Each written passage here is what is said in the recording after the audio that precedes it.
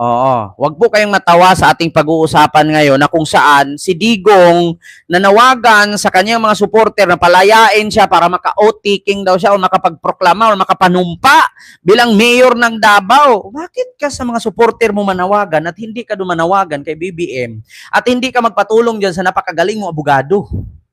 Yeah? Oh, ito ha mga kababayan. Digong nanawagan na set me free.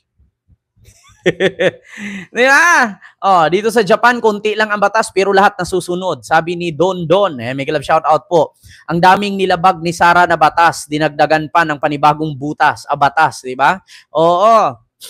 So ito na, mga kababayan, set me free. Yan po ang panawagan ni Duterte. Ayan, UNTV News po yan ha. Set me free. Ito na, mga kababayan. Panoorin natin kung ano ang sabi. Usap si Vice President Sara Duterte at kanyang ama na si dating Pangulong Rodrigo Duterte na nasa International Criminal Court Detention Facility sa the Netherlands. Ayon kay VP Duterte, nagbigay ang dating Pangulo ng mensahe sa mga Pilipinong patuloy na nagmamahal at sumusuporta sa kanilang pamilya. Bukod dito, sinabi ng pangalawang Pangulo na napag-usapan din nila ang panunumpa ng kanyang ama bilang bagong halal na alkalde ng Davao City.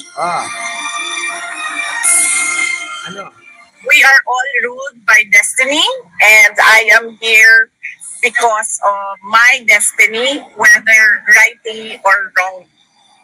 Yan ang sinabi niya. And isa pang update is napag-usapan din namin yung oath niya at pag-usapan daw nila ng lawyers niya kung paano gawin yung kanyang oath.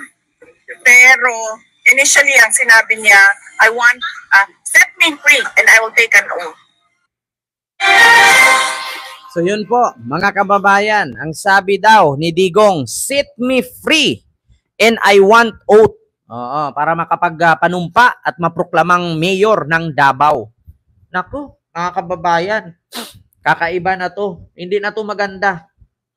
Bakit ka manawagan sa mga supporter mo at sabihin mong set me free? Anong meron? Diba? Kahit, alam nyo sa totoo lang, ganito yan eh. Ulitin ko ha, mga kababayan.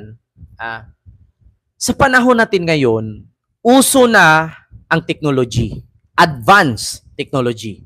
Hindi katulad sa panahon ni Cory Aquino at ni Marcos Sr. noon, na kapag si Cory manawagan sa simbahang Katolika or kahit anong relihiyon at makiisa, matatanggal mo si Makoy. Di ba? Magkaiba noon at magkaiba ngayon. Noon, kapag nag-rally ka, punuin mo ang Mindiola, punuin mo ang EDSA, papakinggan ka ng gobyerno, bababa si Makoy. Yeah? Lulusubin ninyo ang Malacanang, mag-rally kayo dyan. Nakikinig ang tao at sumusunod. Yeah? Ngayon, kahit magtiwakil kayo, mga DDS, kahit magsirko ba, tumbling-tumbling kayo, maggupit kayo ng bulbol sa harapan ng ICC Detention Center, kahit bitbitin mo yung stand at tumakbo ka at uminom ka ng Starbucks, pumunta ka sa Starbucks, itabi mo si Digong dyan, mag-selfie ka, wala nang naniniwala sa'yo. Kahit pa subuan mo yung stand at kahit pa dadasalan nyo yan ang picture ni Digong. Hindi kayo papaniwalaan. Hindi kasi katulad noon na kapag kasama mo ang simbahang Katolika at magmarcha kayo dyan, kasama mo mga pare, mga madre, ay papakinggan kayo ng tao. Pero ngayon, hindi na po pinapakinggan ng tao yan. Kahit pa magbitbit ka dyan ng stande at sabihin mong mahal ko si Duterte, kahit pa kantahan nyo dyan si Duterte at sabihin yung happy birthday to you, Inday Sara, dalhin mo kanyang stande at subuan mo na alam mo naman na kung hindi ka ba naman tanga, walang maniniwala. Biruin nyo, may napanood ako mga kababayan na picture ni Digong, kinakantahan nila, mga dipuga, mga lentian. Ito sa totoo lang, natatawa ako mga kababayan. Bakit? Ito. Saan ba yon? Hanapin natin dito sa TikTok ha. Ito. Duterte. Dinasalan. Utang ina. Akala siguro nila. Dinasalan.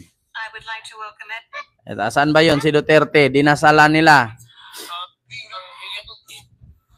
Tulad nito. Oh. Ang higain ko na lang sa inyo, tutak, kung ganito man talaga ang swerte ko sa buhay, Ah.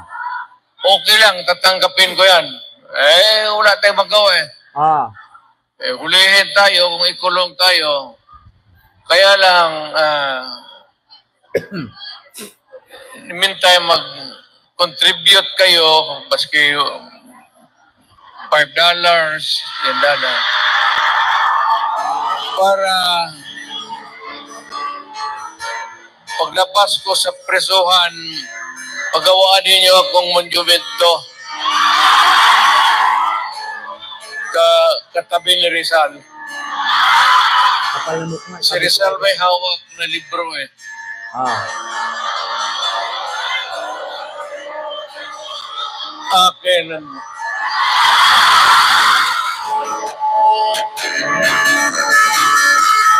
Ayan siya ngayon. Ah. Diba? Nakita nyo mga kababayan? Kung si Rizal daw may hawak na libro, si Digong nakaganon. Oh, kaya sinunod naman itong mga tanga-tangang DDS, mga bobong DDS. Saan ba dito? Si Digong dinasalan. Ito hanapin natin. Dinasalan. Duterte dinasalan. Ano ba 'yon? Hanapin natin mga kababayan. Si Digong. Hanapin natin. Nakita niyo ba to?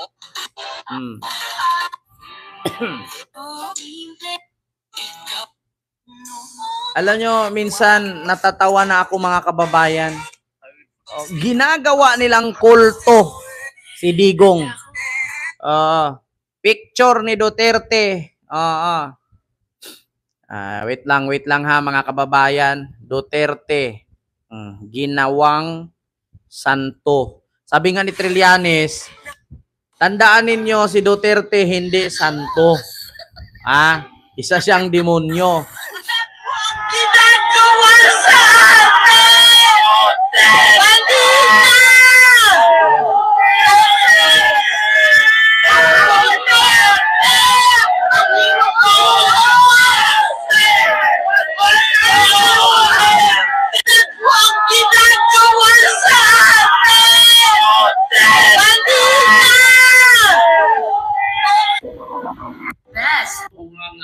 Diba? Kita nyo? Dinasalan si Digong. Ginawang santo. Sa Pilipinas Ito, pakinggan nyo lang na yung kriminal na ganyan, mass murderer, ay pwedeng magyabang sa Senado. At ang Senado natin ngayon, puro mga duwag. Si Rodrigo Duterteng demonyong yan, kayang-kaya niya talagang paglaruan kung ano ang kahinaan ng lipunang Pilipino. Ano ang kahinaan ng mga institusyon natin dito sa Pilipinas. Alam niya na kahit sabihin niya na gusto niyang pumatay, alam niya na mga walang accountability ang mga tulad niyang mga mamamatay tao. Nababasa niya klarong-klaro. He could just run circles around the senators. And he knows ang mga senador na yan, si Risa Ontiveros na matama, ang lahat dyan duwag. Si Pimentel ay duwag. Si Bato de la Rosa ay tao niya. Si Robin Padilla ay walang alam. Bobo. Sila ay loser talaga. Nakakahiyang Senado yan. Sa Pilipinas lang na yung kriminal na ganyan, mass murderer, ay pwedeng magyabang sa Senado. At ang Senado natin ngayon, puro mga duwag. Si Rodrigo Duterteng demonyo. Diba? Narinig nyo mga kababayan? I never said I never had God. Sabi ko, tribuhin ninyo, your God is not my God. Your God is stupid. My God is perfect. Sino God mo? Si Kibuloy? Ako, I believe in a universal being. There is somebody there more supreme than the rest of the gods of men. mayroon talaga dyan. Kasi pag hindi, with all the billions and trillions of stars, kung walang nagkukontrol niyan, sumabog na tayo lahat. Hindi ako Diyos, I'm just an ordinary mortal. Alam niyo, sa totoo lang, minsan natatawa ako mga kababayan. Ito Duterte, Santo. Si Duterte, ito na. Pinakamagaling na naging presidente ng Pinas, ngayon ay pinagtutulungan ng gabon sa panas.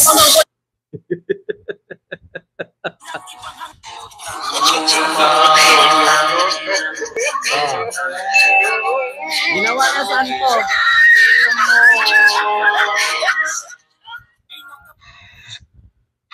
Sabi mo bakit? Sabi na sarado na ang day. Sino karating? Si Pope. Gusto ko tawagan. Pope, utang ina ka, umuwi ka na. Diba? Pati si Pope Francis, gusto kong tawagan. Pope, utang ina ka, umuwi ka na. Diba? Alam niyo, sa totoo lang mga kababayan, kawawa. Ito, bigyan ko kayo ng example mga DDS, kung bakit nasabihan kayong tanga at mga putang ina ninyo, mga DDS. Kasi ganito Tignan nyo, merong tao na gustong resolbahin ang baha dyan sa Davao. Merong tao na merong agenda para masugpo ang trapiko at ang kahinaan ng serbisyo ng mga nanunungkulan dyan sa Davao. Hindi ninyo binoto. Sa sobra ninyong kabubuhan, sa sobra ninyong katangahan, ang binoto ninyo yung nakakulong. Ngayon, hindi naman linid sa ating kaalaman, binaha po kayo dyan 5 araw na, mula noong nakaraan hanggang ngayon. Ni minsan ba merong Duterteng tumayo dyan at tinulungan kayo? Si Inday Sara, lumipad papuntang Dahig. Alam niya na ang lalawigan niya, ang kanyang lungsod ay binaha. Nasaan si Baste? Nasaan si Pulong? Nasaan ang mayor ninyong karton? Kung hindi ba naman kayo tanga dyan, mga taga Davao City? Kung hindi ba naman kayo baliw? Hindi ko nilalahat kasi marami ding hindi bumoto kay Digong. Tignan ninyo ngayon nung binaha kayo. Ni isang anino ni Digong may lumutang ba diyang karton at sinagip kayo? Sinayang ninyo. Alam nyo yung posisyon ng mga Duterte, hiniram lang nila yan dyan kasi hindi naman talaga sila taga-dyan. Sa sobrang kagahaman, ang paghiram nila walang katapusan. Hanggang ngayon, wala kayong maaasahan. Diba, Mamirian Suzuki and Sir Maki Kwan?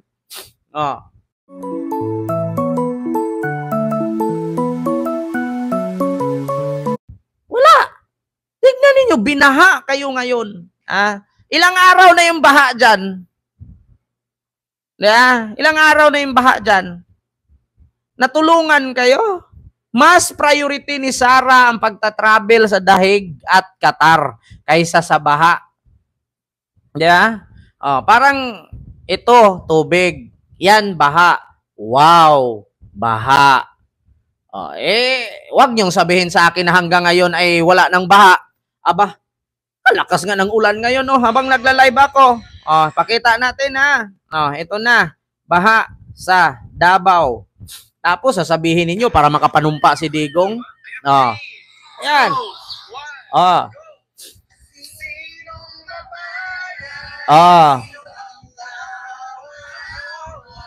Ibang halos ang buhay ay inialay sa bansa.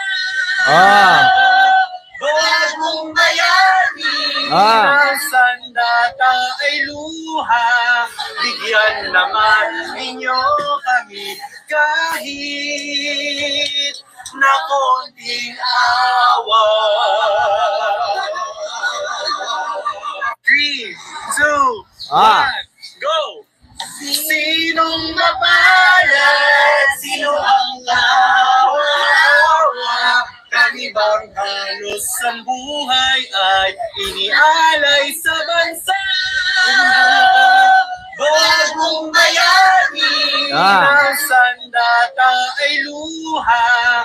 Bigyan naman ninyo kami kahit na konting awa. Tignan ninyo, ang West Philippine Sea, binigay na ng China sa Davao. Oo. Libre. Libre swimming, libreng ligo, libreng leptospirosis, libreng rabies. Lahat. Oh, sa mga gusto ng outing kasi summer, aba pumunta ka ng Davao. Kung gusto mong magkaroon ng anhadhad fungal infection, magkaroon kayo ng mga kurikong, mga tawag dito, kung ano-anong sakit, mga galis. Aba, kung ayaw nyo sa monkeypox, pumunta lang kayo ng Davao. Libre. Libreng bulok ang ingron, bulok ang koko, bulok ang paa. Sa Davao lang matatagpuan yan. Libreng swimming, libreng ligo. The one and only, the city of Davao, province of Netherlands. Ang mayor nila, cartoon. So yun lang mga kababayan. Alam nyo naman po siguro.